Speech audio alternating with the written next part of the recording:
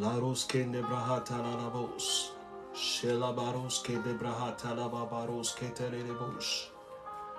Rama santa la baroske telerebo santa la baroske te bahata. Malerosko rine malakatuske telebahato la baba. Shila maikato santa la barosa.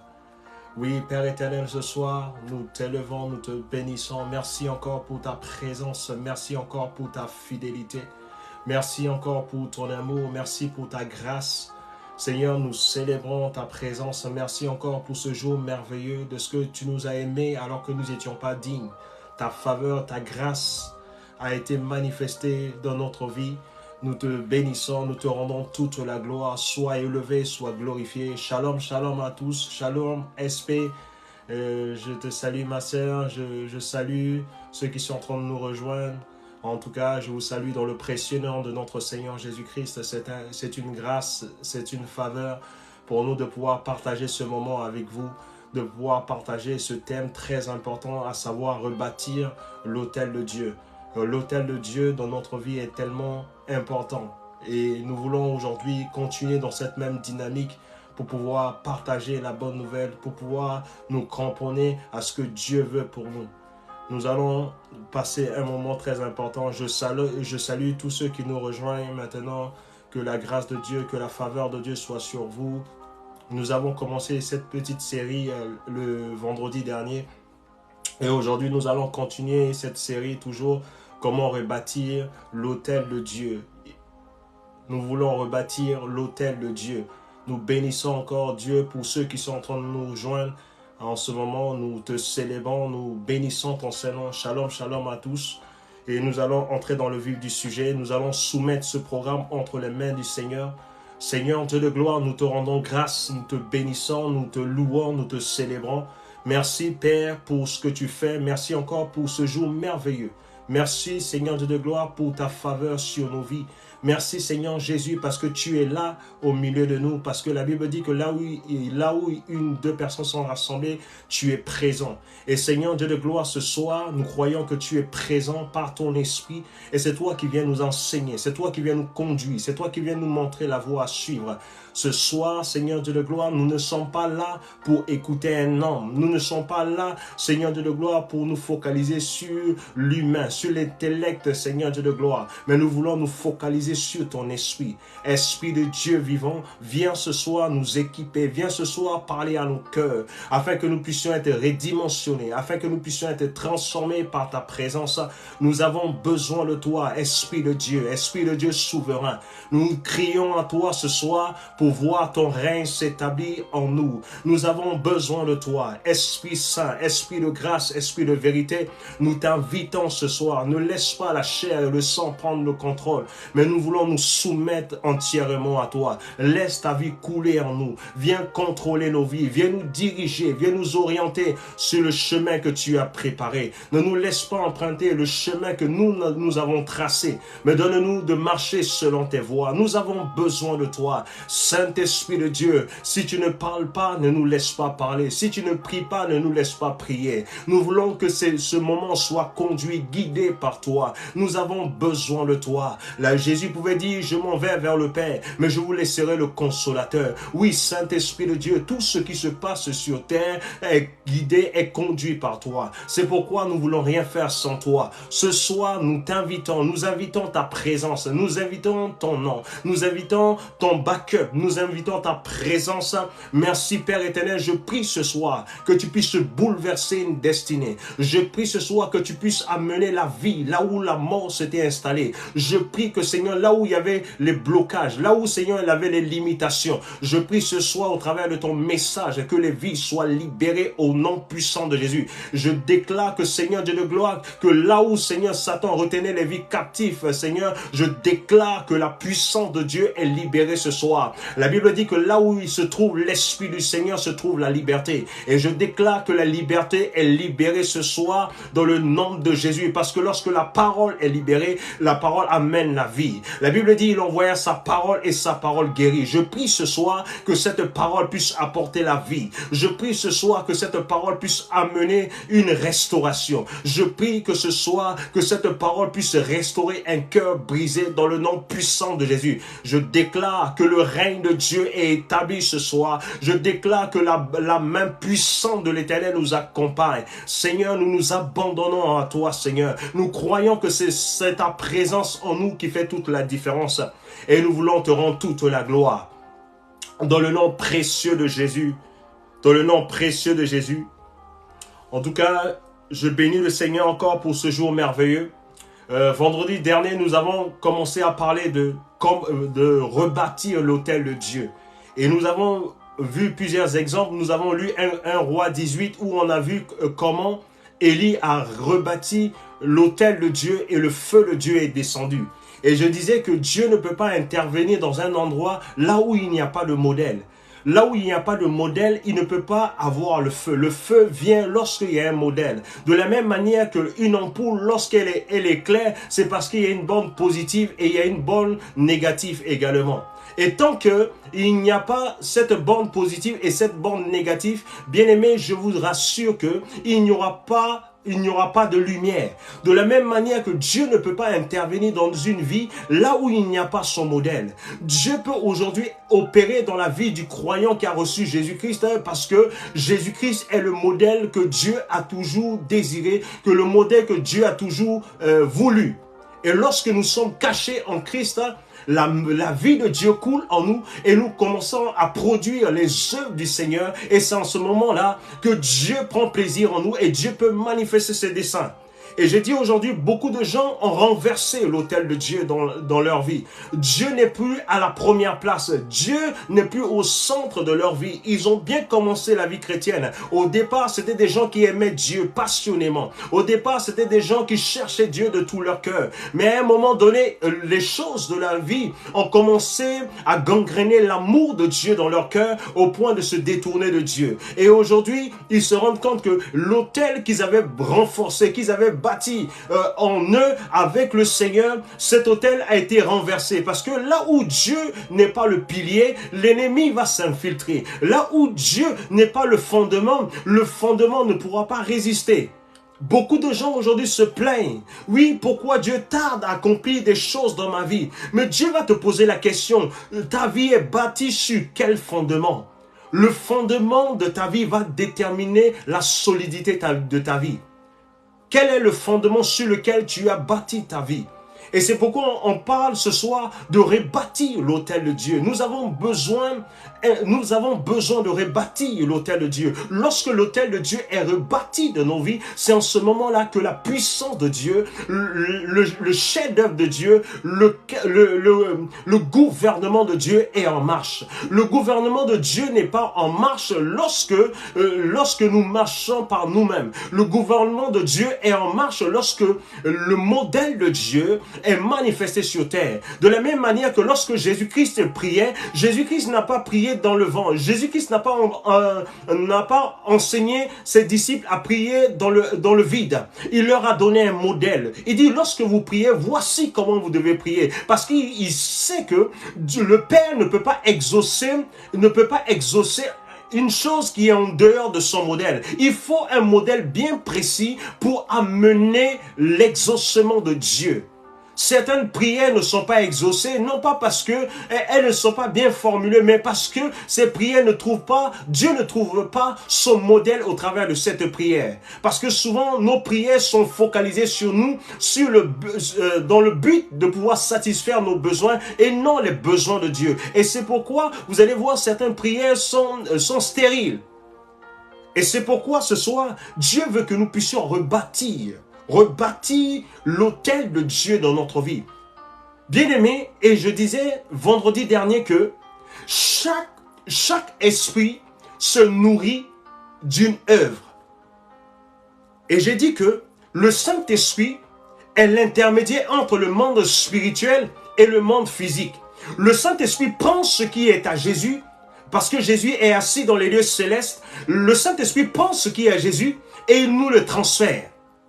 Et le Saint-Esprit se nourrit du modèle que que Jésus-Christ a mis en place. C'est pourquoi Jésus-Christ pouvait dire que lorsque le Saint-Esprit viendra, il ne parlera pas de lui-même, mais il parlera de moi. Il vous révélera toutes choses. Parce que le Saint-Esprit n'est pas venu inventer quelque chose. Le Saint-Esprit est venu apporter, venu renforcer, venu établir le modèle que Jésus-Christ nous a donné. Le but d'un esprit, c'est de pouvoir perpétuer une œuvre qui a été initiée. Jésus-Christ, Dieu fait de chair, a initié une œuvre. Et lui, il est reparti vers le Père. Mais le Saint-Esprit est venu pour pouvoir perpétuer cette œuvre et de la mener à l'accomplissement. Et lorsque le Saint-Esprit ne trouve pas le modèle qui est en Jésus-Christ, le Saint-Esprit ne peut pas se déployer. Et c'est ce que j'avais dit vendredi dernier. Quelque part, là où il y a un esprit, l'esprit se nourrit toujours de quelque chose. L'esprit de mensonge se nourrit du mensonge. Plus une personne qui est habitée par un esprit de mensonge, plus elle ment, plus l'esprit de mensonge commence à prendre du volume. Et cela, c'est souvent le cas dont on évoque l'esprit, on parle d'hommes forts. C'est-à-dire que à un moment donné, tellement tu as nourri un esprit, cet esprit est devenu fort dans ta vie. Et pour déloger cet esprit, c'est devenu un combat. Et de la même manière que lorsque le Saint-Esprit se nourrit des œuvres que Jésus-Christ a accomplies, aussi longtemps que nous vivons les œuvres que Jésus-Christ a accomplies, la puissance du Saint-Esprit est encore déployée davantage et nous lui donnons le pouvoir sur notre vie. Beaucoup de vies aujourd'hui sont brisées parce que l'autel de Dieu est renversé. Aussi longtemps que l'autel de Dieu est renversé dans nos vies, nous ne pouvons pas jouir de certaines choses, les amis. Mais Dieu veut que ce soit que nous puissions rebâtir l'autel de Dieu dans notre vie. Et pour rebâtir l'autel de Dieu dans notre vie, il faut premièrement, la repentance. La première des choses pour rebâtir l'autel de Dieu dans notre vie, c'est la repentance. Bien-aimés, là où il n'y a pas de repentance véritable, il n'y a pas de pardon. Je vous donne un exemple. Quelqu'un vous a fait du mal et cette personne vient vous demander pardon sans pour autant reconnaître le tort qu'elle a eu à vous faire. Est-ce que vous allez trouver son pardon sincère? Non. Mais si une personne qui vous a blessé, et cette personne vient vers vous, et cette personne s'humilie et dit, je reconnais que je t'ai fait telle ou telle chose. Je te demande pardon. Je reconnais mes fautes. Je reconnais que j'ai mal agi. Même si vous étiez en colère, subitement, cette colère va quitter votre cœur. Pourquoi? Parce que il y aura eu de la sincérité dans l'approche de cette personne. Bien-aimé, on ne peut pas rebâtir l'autel de Dieu juste en demandant pardon seulement. Souvent, beaucoup d'entre nous, nous demandons pardon dès que quelqu'un te fait du mal. Oui, je te demande pardon. Non, le pardon véritable est une conséquence de la repentance. Le pardon véritable est une conséquence de la repentance sincère. Là où il n'y a pas de repentance sincère, le pardon ne peut pas jouer. De la même manière, nous avons donné notre vie à Jésus-Christ, c'est parce que nous avons reconnu notre état de pécheur. Nous avons reconnu que nous avons péché contre lui. Et c'est en ce moment-là, nous lui avons demandé pardon. Et nous lui avons demandé de purifier nos péchés. Et nous l'avons invité dans notre vie. Sans la repentance, Jésus-Christ ne pouvait pas venir dans notre vie. La Bible dit que si nous confessons de notre bouche et nous croyons de notre cœur, nous serons sauvés. Il ne peut pas avoir de confession sans au préalable reconnaître ses erreurs. C'est parce que tu reconnais tes erreurs que tu vas confesser. Il n'y a pas de confession si tu ne reconnais pas tes erreurs. Comment tu vas confesser quelque chose? Tu ne confesses que lorsque tu as pris conscience de tes actions, de tes manquements, de ce que tu as eu à faire et qui n'était pas de Dieu. C'est en ce moment-là que tu te répands. Et ta repentance, elle est sincère. Et là où il y a la repentance sincère, il y a la main de Dieu qui est libérée. Bien-aimés, nous allons prendre notre Bible rapidement dans 1 Jean 1, verset 9. 1 Jean 1, verset 9. 1 Jean 1, verset 9. 1 Jean 1, verset 9 qui dit « Si nous confessons nos péchés, il est fidèle et juste pour nous les pardonner et pour nous purifier de toute iniquité. De toute iniquité. » Il dit « Si nous confessons nos péchés, il est fidèle et juste pour nous les pardonner et pour nous purifier de toute iniquité. » Bien-aimés, avant d'arriver à la confession, il y a d'abord une prise de conscience. La véritable repentance vient lorsqu'il y a une prise de conscience véritable. Bien-aimés, on ne se moque pas de Dieu. Là où il n'y a pas de prise de conscience véritable pour dire « Je reconnais que là où je suis, je n'ai pas bien agi. Je reconnais que la voie que j'ai empruntée, ce n'était pas la bonne voie. Seigneur, je me répands. Je te demande pardon de ce que j'ai fait telle chose qui ne t'a pas glorifié. Je le reconnais. Je reconnais ma position.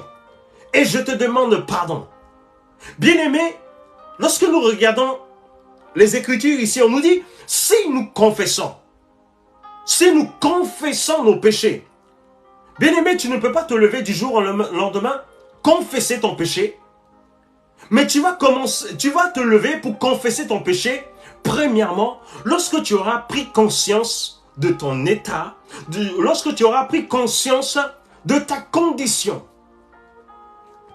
Il n'y a pas de repentance véritable sans examen de soi-même. Sinon, le pardon ne te sera pas accordé. Le pardon n'est pas accordé lorsque nous demandons juste pardon. Non. Mais dans le pardon, il y a la confession. Il dit, si nous confessons nos péchés, il est fidèle pour nous pardonner. Mais pourquoi il n'a pas dit de pardonner au départ? Mais il a dit, si vous confessez. Donc le pardon s'obtient premièrement par la confession. Mais on parle de confession, on parle d'examen de soi. Tu ne peux pas confesser quelque chose que tu ignores. Tu ne peux pas confesser quelque chose dont tu ne prends pas conscience. Dieu veut, dans un premier temps, que nous puissions prendre conscience de notre état.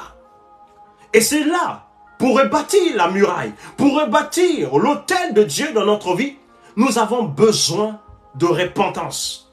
Et nous avons vu plusieurs modèles dans la Bible, à savoir Néhémie. Lorsque nous lisons le livre de Néhémie, Néhémie travaillait auprès d'un roi. Il avait appris que son pays était en ruine, que les murailles de Jérusalem étaient en ruine. On lui a envoyé le message. Et lorsque il a pris la nouvelle, la Bible dit, la première des choses que Néhémie a commencé à faire, il a commencé à répandre son cœur devant Dieu. Il a commencé à prier. Il a commencé à demander pardon à Dieu pour les péchés de ses pères. Il a commencé à prier. Il n'a pas commencé par autre chose. Il n'a pas commencé par rebâtir la muraille. Néhémie n'a pas commencé par le désir de vengeance. Il n'a pas commencé par le désir de se lever et d'aller accomplir certaines œuvres. Mais la priorité de Néhémie, dans un premier temps, lorsqu'il a appris la nouvelle, la première des choses qu'il a eu à faire, il a commencé à pardonner. Non, pas pardonner. Il a commencé à prier. Il a commencé à confesser le pardon de ses pères. Alors que lui-même, il n'avait pas commis de péché. Mais il s'est souvenu de ce que Dieu avait fait une alliance avec ses pères. Et que Dieu leur avait dit que le jour que vous allez vous détourner de mes voies, vous serez captifs. L'ennemi aura le dessus sur vous. Il s'est souvenu de cette parole. Et donc la première des choses, avant de rebâtir la muraille de Jérusalem, il a commencé par la repentance. Il a commencé à demander pardon à Dieu. Bien-aimé, tu ne peux pas rebâtir l'autel de Dieu dans ta vie tant que tu ne prends pas la peine de te repentir sincèrement. La puissance de Dieu se trouve dans la repentance. Il y a une puissance dans la repentance, bien-aimé. Dieu veut agir dans ta vie, mais il a besoin d'un canal. Il a besoin d'un soubassement. Il a besoin d'une plateforme de pouvoir exercer son pouvoir dans ta vie. Aussi puissant que Dieu soit pour manifester ses desseins, bien-aimé, lorsque son autel est renversé, il a besoin de repentance. Bien-aimé, nous voyons également le cas de Daniel. Dans la Bible aussi, Daniel était confronté à la même réalité. Lorsque nous lisons Daniel 9, Daniel était confronté à la même réalité. Daniel a commencé à prier pour les péchés de ses pères. Il a commencé à implorer la miséricorde de Dieu. Il a commencé à prier la repentance. Bien-aimé, la repentance doit être un style de vie. Beaucoup de gens aujourd'hui ne se repentent pas sincèrement, de tout leur cœur. Dieu veut faire du bien à son peuple. Dieu a besoin des cœurs repentants. Dieu ne cherche pas tes exploits. Dieu ne cherche pas quelqu'un qui est meilleur. Dieu ne cherche pas quelqu'un de fort. Dieu ne cherche pas de quelqu'un qui est capable. Dieu ne cherche pas quelqu'un de puissant. Ce que Dieu cherche un cœur repentant. La puissance de Dieu s'opère dans la repentance. La puissance de Dieu s'opère dans la repentance, les amis. Il dit, si nous confessons nos péchés, il est juste et bon de nous les pardonner. Certains péchés ne sont pas pardonnés, non pas que Dieu est méchant, mais parce que dans notre cœur, nous ne sommes pas sincères. Nous ne sommes pas sincères vis-à-vis de Dieu. Quand nous venons devant Dieu, nous venons avec l'hypocrisie dans le cœur. Nous ne sommes pas décidés de pouvoir changer d'attitude. Nous venons devant Dieu avec le cœur hautain. Mais Dieu veut un cœur repentant. Un cœur repentant, c'est un cœur qui s'humilie. Lorsqu'on parle de la repentance, on parle également de l'humilité, de s'humilier devant Dieu. La Bible dit que celui qui s'humilie devant Dieu, Dieu va le relever. Le fait de reconnaître son tort, le fait de reconnaître que tu n'es pas sur la bonne voie, le fait de reconnaître que là où tu es, tu n'es pas sur le chemin de Dieu et tu reconnais véritablement. Bien-aimé, la main de Dieu, la puissance de Dieu va agir dans ta vie. La puissance de Dieu agit dans une vie lorsqu'il trouve une repentance sincère. Beaucoup de gens prient Dieu, mais très peu d'entre nous, nous sommes sincères dans notre repentance. Bien-aimé, le fait de demander pardon ne veut pas dire qu'on s'est repenti. Le fait de demander pardon ne veut pas dire qu'on s'est repenti. La véritable repentance, lorsque à l'intérieur de toi, tu es dérangé. Lorsque à l'intérieur de toi, tu fais un examen de conscience. Tu reconnais que ton état n'est pas l'état que Dieu a prévu pour toi. Tu reconnais au plus profond de toi que ce n'est pas ce que Dieu veut pour toi. Et lorsque tu te répands sincèrement, la grâce de Dieu, la puissance de Dieu va s'opérer dans ta vie. Bien-aimé, je vais illustrer quelque chose. Dans le jardin d'Éden, lorsque Dieu a créé l'homme, la Bible dit que Dieu a créé l'homme à son image et à sa ressemblance. En d'autres termes, l'homme jouissait de la présence de Dieu. L'homme était en communion parfaite. L'homme était en osmose. L'homme était en union avec Dieu. Dieu communier avec l'homme. Dieu venait passer du temps avec l'homme. Dieu se retrouvait en l'homme. Parce que la Bible dit que Dieu a créé l'homme à son image et à sa ressemblance. En d'autres termes, l'homme était l'autel de Dieu. En d'autres termes, l'homme était en communion avec Dieu. L'homme était l'autel de Dieu. Mais le jour que l'homme a péché, le péché est entré dans le monde. La Bible dit que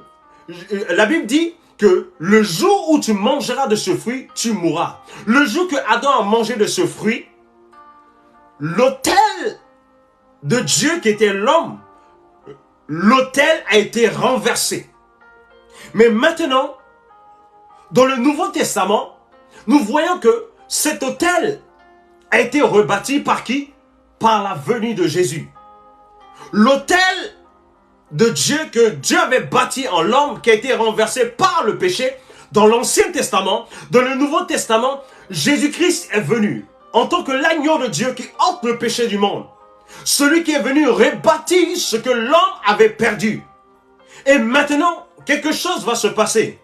Mais pour redevenir l'autel de Dieu, pour redevenir la bâtisse de Dieu, l'homme a besoin de reconnaître Jésus-Christ comme son Seigneur Sauveur personnel pour redevenir l'autel de Dieu. Et pour redevenir l'autel de Dieu, il a fallu que l'homme puisse confesser de sa bouche et croire de son cœur pour parvenir au salut.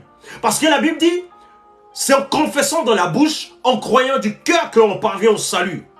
Il ne peut pas avoir confession sans prise de conscience.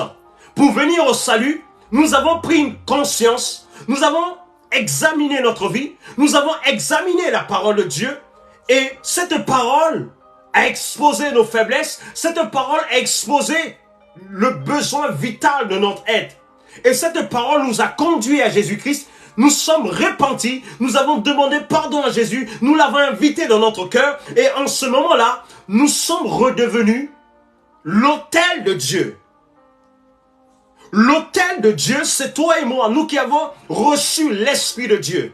Nous sommes l'autel de Dieu, mais chemin faisant dans notre marche avec le Seigneur, au travers des choses de ce monde, nous avons commencé à laisser la voix de Dieu. Nous avons commencé à nous détourner de la voix de Dieu. Et cela fait en sorte que l'autel de Dieu inconsciemment a été renversé. Et cela fait en sorte que le pouvoir que Dieu devait exercer dans notre vie, ce pouvoir est limité parce que son autel est renversé. Lorsque l'autel est debout, lorsque l'autel est renforcé, la puissance est libérée. Regardez dans le monde occulte. Lorsque quelqu'un qui est dans les loges maçonniques, par exemple, et qui veut grandir, qui veut être élevé dans les grades, bien aimé, cette personne, au départ, on lui demandait, par exemple, de sacrifier un coq, par exemple, au départ. Mais puisqu'il veut grandir dans les grades, il va renforcer son sacrifice. Il va commencer par les animaux. Et puisqu'il voudra grimper, il va aller maintenant à sacrifier les membres de sa famille, à verser le sang pour renforcer son autel. Bien aimé, l'autel que nous voyons, l'autel se renforce également. Pour renforcer l'autel de Dieu, il y a tout un code nécessaire pour pouvoir maintenir l'autel de Dieu. Et c'est pourquoi Satan ne combat jamais la bénédiction. Tout ce que Satan combat dans notre vie, c'est la présence de Dieu dans notre vie. Satan fera tout pour renverser l'autel de Dieu dans notre vie. Parce qu'il sait pertinemment que lorsque l'autel de Dieu est renversé dans notre vie, c'est plus facile pour lui de nous contrôler. De la même manière que lorsque Adam était dans le jardin d'Éden, il jouissait de la présence de Dieu, il jouissait de la puissance de Dieu. Le jour que Adam est tombé, il est devenu un esclave de Satan. Satan a commencé à piloter la vie, d'Adam. Le péché est entré dans le monde. À chaque fois que lorsque l'autel de Dieu est renversé dans nos vies, Satan se présente rapidement pour amener son contrôle, pour nous détruire. Souvenez-vous, la Bible dit dans le livre de Jean 10, la Bible dit que le voleur ne veut que égorger, tuer et détruire. Mais la Bible dit que Jésus-Christ est venu pour que nous puissions avoir la vie en abondance. À chaque fois que l'enfer voudra renverser l'autel de Dieu dans notre vie, pour avoir la même mise sur ta vie, bien-aimé, la priorité de l'ennemi, c'est de renverser l'autel de Dieu dans ta vie. Lorsque l'autel de Dieu est renversé dans ta vie, bien-aimé, l'ennemi aura un contrôle sur toi. Tu as l'impression que tout va mal. Ta santé prend un coup. Tes affaires prennent un coup. Tes affaires prennent. Tes affaires tombent du jour au lendemain. Les choses auxquelles tu étais, les choses qui prospéraient dans ta vie, du jour au lendemain, ces choses s'arrêtent. Pourquoi? Parce que l'autel de Dieu est renversé.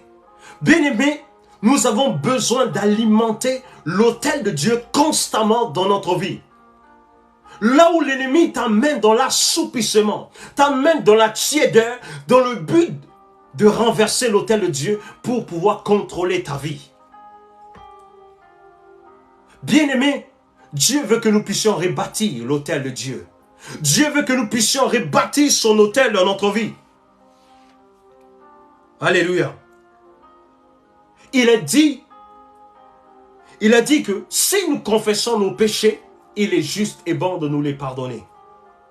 Bien-aimé, Dieu veut que nous puissions avoir une repentance sincère. Dieu veut se mouvoir dans notre vie et il a besoin que nous puissions nous repentir véritablement. Là où il n'y a pas de repentance, l'œuvre de Jésus-Christ ne peut pas avoir de l'impact. C'est la repentance qui nous introduit dans la gloire. Il n'y a pas de gloire sans repentance.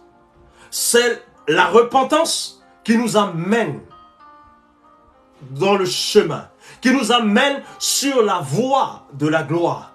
Mais lorsque la repentance n'est pas sincère, il y a des choses que nous ne pouvons pas vivre. Bien-aimé, Dieu veut que nous puissions nous repentir véritablement. Il y a une deuxième chose que nous devons faire pour rebâtir l'autel de Dieu. Une deuxième chose à faire, c'est de compter sur la grâce de Dieu. Donc, pour rebâtir l'autel de Dieu dans notre vie, la première des choses à faire, c'est une repentance sincère. Là où il n'y a pas de repentance sincère, la puissance de Dieu ne peut pas être effective dans notre vie. Là où la puissance est limitée, ça veut dire que la repentance n'est pas sincère. Et deuxièmement, il faut la grâce de Dieu. La Bible dit dans 2 Corinthiens 3, verset 5, 2 Corinthiens 3, verset 5, il est écrit que ce n'est pas à dire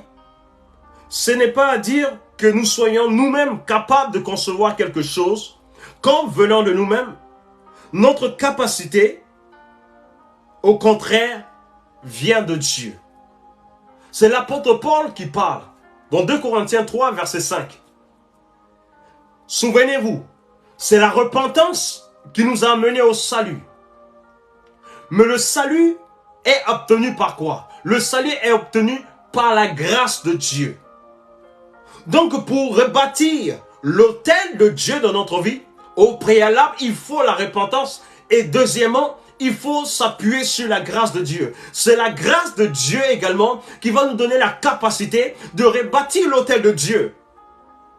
La grâce de Dieu, c'est une faveur imméritée. Quelque chose que nous n'avons pas travaillé pour avoir. C'est un don. Il dit, ce n'est pas à dire que nous soyons capables de concevoir quelque chose de nous-mêmes. Mais la Bible dit que la capacité nous vient de Dieu. La capacité nous vient de Dieu. C'est-à-dire que la capacité ne vient pas de nos efforts. Souvent, nous avons envie de faire certaines choses, mais nous subissons beaucoup de déceptions en route. Pourquoi? Parce que nous comptons sur nos efforts. Aussi longtemps que tu vas compter sur tes efforts pour faire des choses, bien-aimées, tu vas t'arrêter en route. L'apôtre Paul a compris cela. L'apôtre Paul avait entamé beaucoup de choses. Mais au final, il s'est rendu compte que, aussi longtemps qu'il essayait de faire les choses par lui-même, il était limité. Mais au final, il a eu la révélation que c'est la grâce de Dieu en lui qui lui donne la capacité de faire toutes choses. Bien-aimé, tu peux avoir la bonne volonté. Tu peux avoir un bon désir. Mais si la grâce de Dieu ne te suit pas, si la grâce de Dieu ne t'accompagne pas, bien-aimé, tu ne peux pas aller loin. C'est la grâce de Dieu qui nous fait aller loin. C'est la grâce de Dieu qui nous donne la capacité de faire quelque chose que, humainement parlant, nous ne pouvons pas faire. Bien-aimé, selon la loi aérodynamique, un homme ne peut pas voler dans l'espace. Si un homme vole dans l'espace, qu'est-ce qu'il va faire? Qu'est-ce qui va se passer? La loi de la pesanteur va l'attirer vers le sol. Il sera toujours attiré vers le sol. Mais pour que l'homme puisse voler dans les airs, l'homme a besoin d'un avion. Et c'est l'avion qui fait voler l'homme. Qui fait voler l'homme d'une destination A et vers une destination B. En temps normal, l'homme ne peut pas voler par lui-même.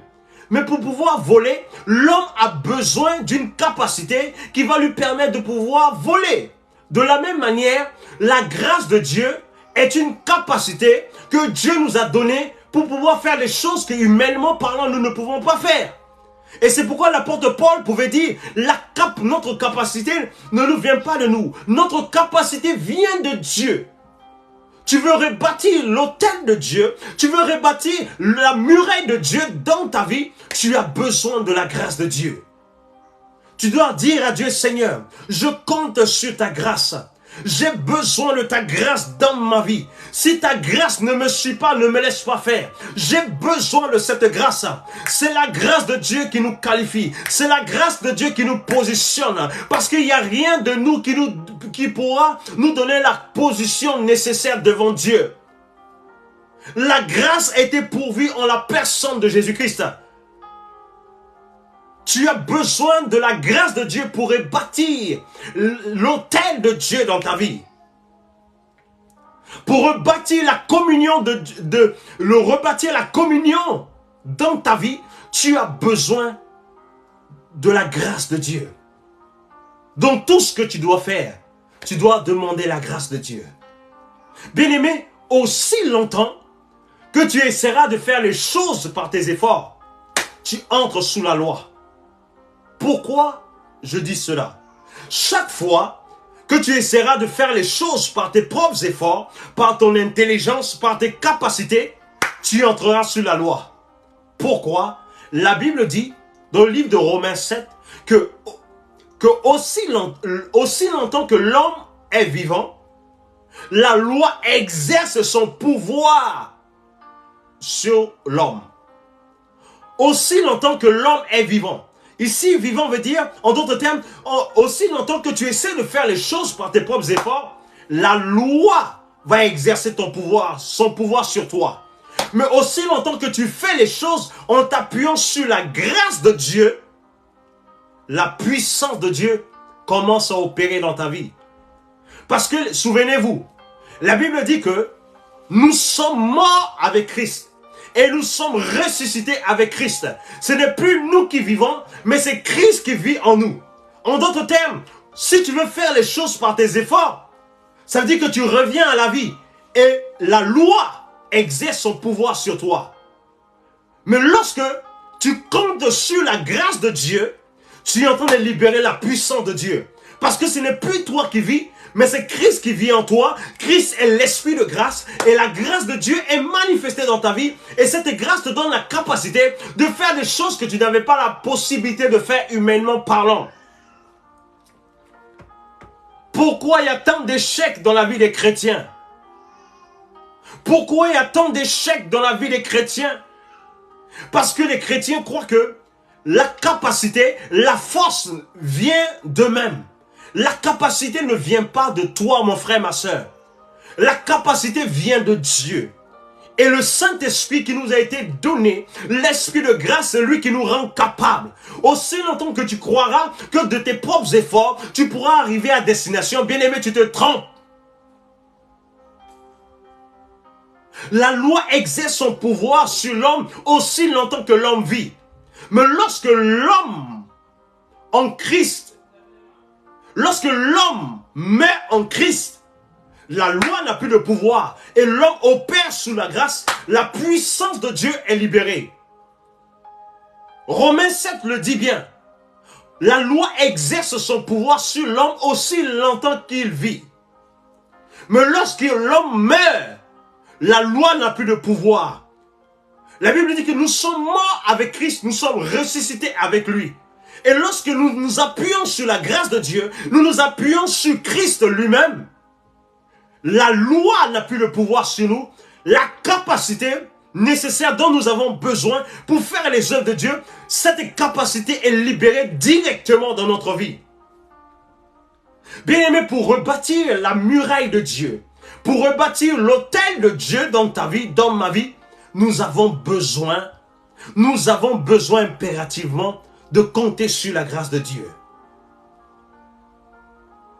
La grâce, source du salut. La grâce est la provision dont nous avons besoin pour faire les choses qu'humainement parlant, nous ne pouvons pas faire.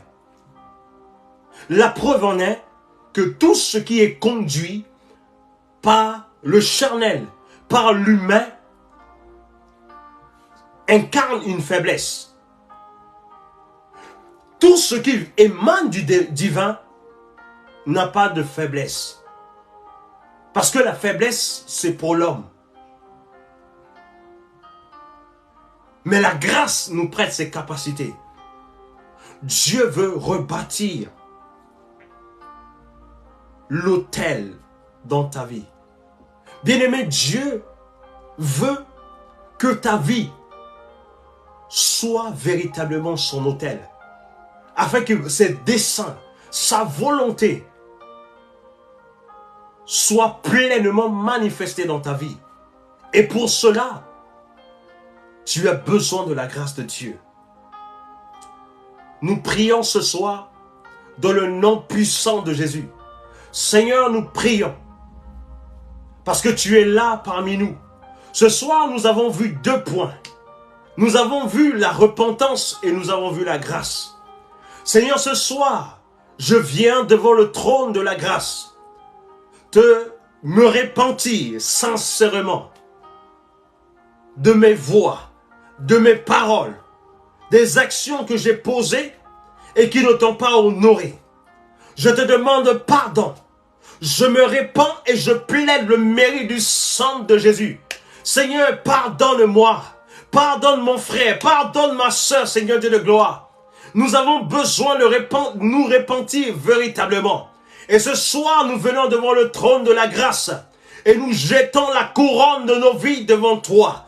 Nous reconnaissons nos faiblesses. Nous reconnaissons que nous avons renversé ton autel de nos vies au travers des mauvaises actions, au travers, Seigneur, de nos voies que nous avons empruntées. Ce soir, nous venons devant toi et nous te demandons pardon. Nous nous repentons de nos mauvaises voies. Nous te demandons pardon, Seigneur. Pardonne-nous pour nos fautes. Pardonne-nous, Seigneur, ce soir. Nous venons te demander pardon. Seigneur, nous nous repentons véritablement. Nous te demandons pardon, Seigneur. Nous te demandons pardon, Satuski Palakatuski Talabahate. Les bras soprali que te les bras santu le katabahata. Les bras soparate qui palakatus katalabahate. Ce soir, je te demande pardon. Ce soir, je te demande pardon. Je me répands de mes mauvaises voies. Je me répands de mes mauvaises voies, papa. Je me répands de mes mauvaises voies. Je me répands de mes mauvaises voies. Je me répands de mes mauvaises voies.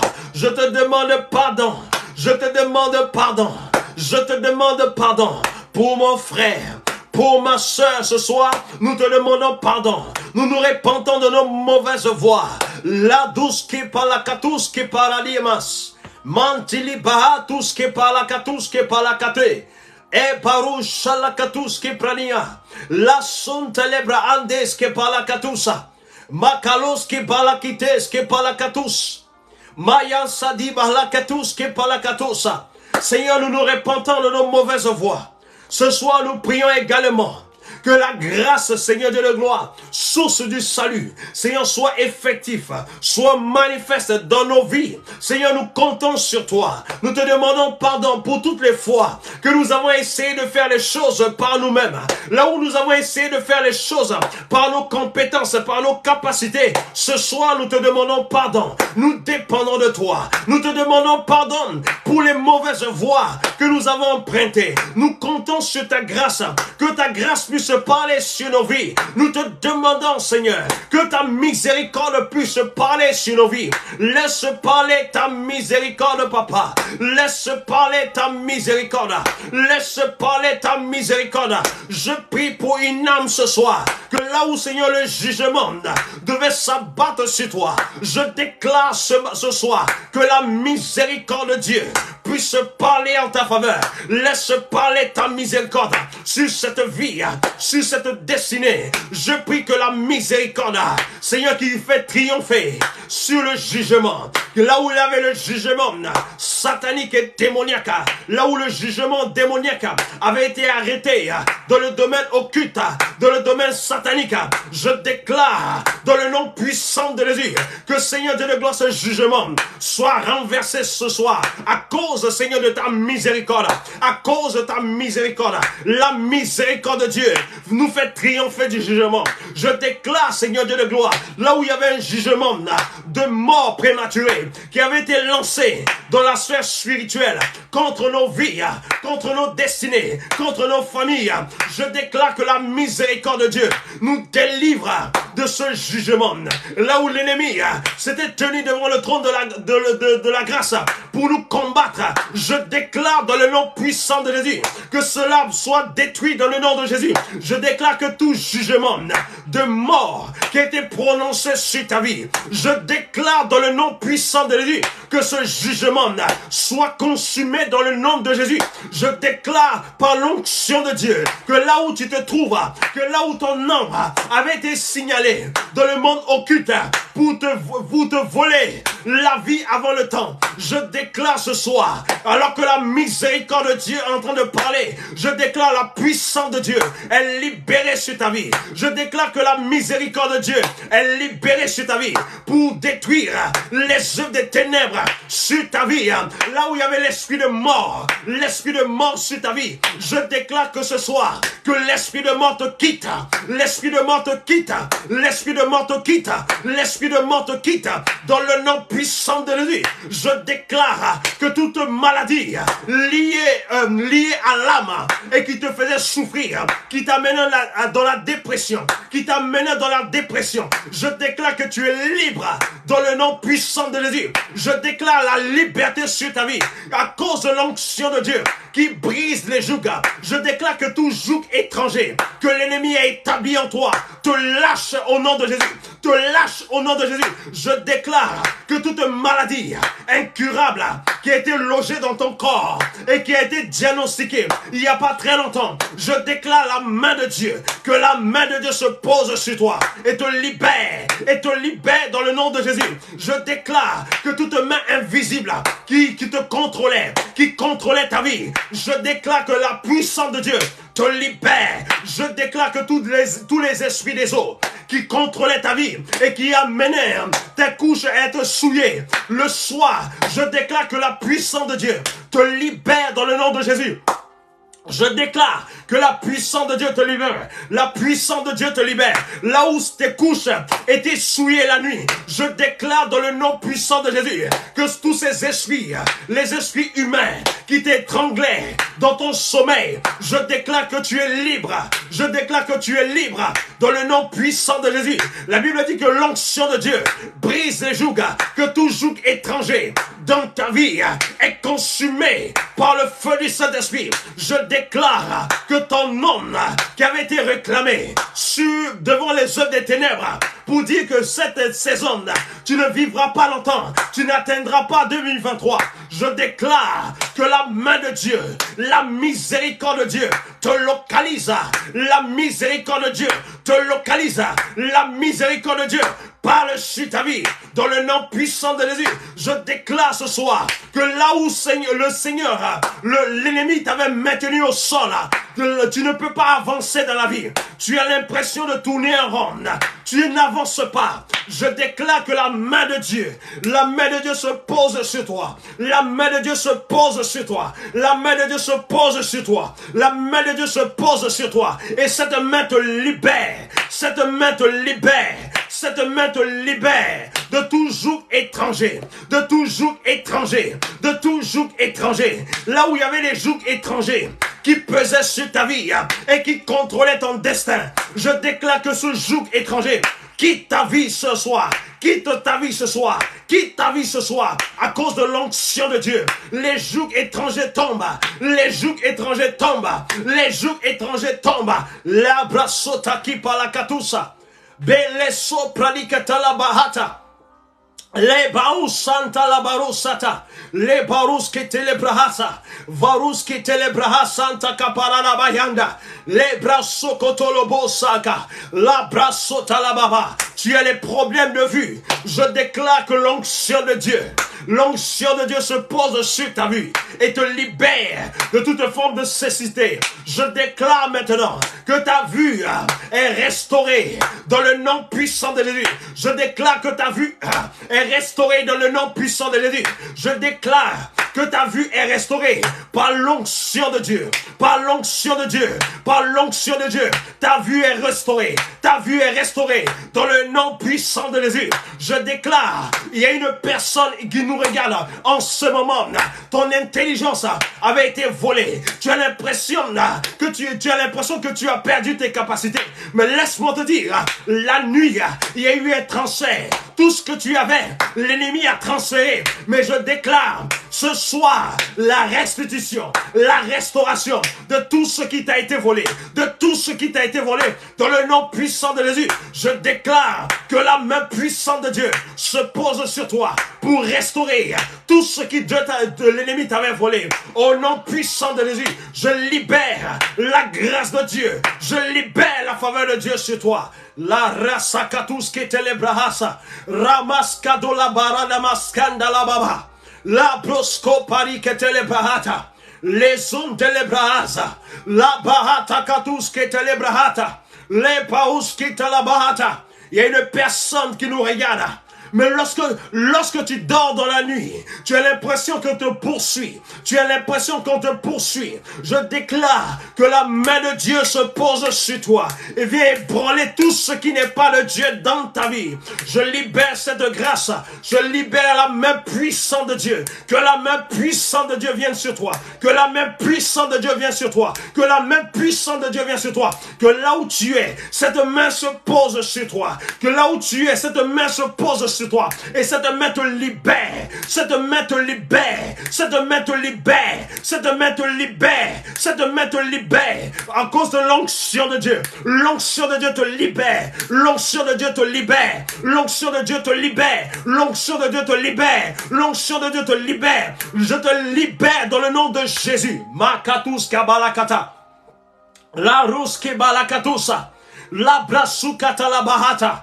La brasupari que te le brahata. Je prie encore que là où le voile de l'ennemi s'était positionné sur ton visage pour t'empêcher de voir les œuvres de Dieu, pour t'empêcher de voir ton destin, de t'empêcher de voir les grâces, de voir les faveurs de Dieu. Je déclare que ce voile soit ôté de tes yeux ce soir, que ce voile-là soit ôté de tes yeux, que ce voile-là soit ôté de tes yeux, que la puissance de Dieu puisse libérer ta vue de toute forme de voile qui t'empêchait de voir la puissance, de voir la grandeur de Dieu. Masaka la bahata la babouche. Dans le nom puissant de Jésus. Bien-aimé, S'il y a quelqu'un qui nous regarde en ce moment et qui n'a pas encore reçu le Seigneur Jésus-Christ dans son cœur, comme son Seigneur et Sauveur personnel, je t'invite véritablement. Je ne dis pas de partir à l'église. Je ne dis pas d'appartenir à une assemblée. Mais je parle d'une rencontre véritable avec le Seigneur Jésus-Christ. Tu peux le recevoir en ce jour. Il veut venir dans ton cœur. Il veut demeurer en toi. Tu peux répéter juste cette prière avec moi. Seigneur Jésus, je te reçois dans mon cœur comme mon Seigneur et mon Sauveur personnel. Aujourd'hui, j'ai entendu ta parole. Je me donne à toi. Je me livre à toi. Fais de moi ce que tu veux. Je te reçois dans ma vie. Viens établir ton règne dans ma vie. Viens me conduire. Viens faire de moi ce que tu veux. Je t'appartiens désormais. Merci Seigneur Jésus de ce que tu fais de moi, ton enfant. Dans le nom puissant de Jésus-Christ. Amen. Amen. Soyez bénis, que la grâce de Dieu repose sur vous. Que la grâce de Dieu repose sur vous. Et on se donne rendez-vous par la grâce de Dieu à vendredi prochain.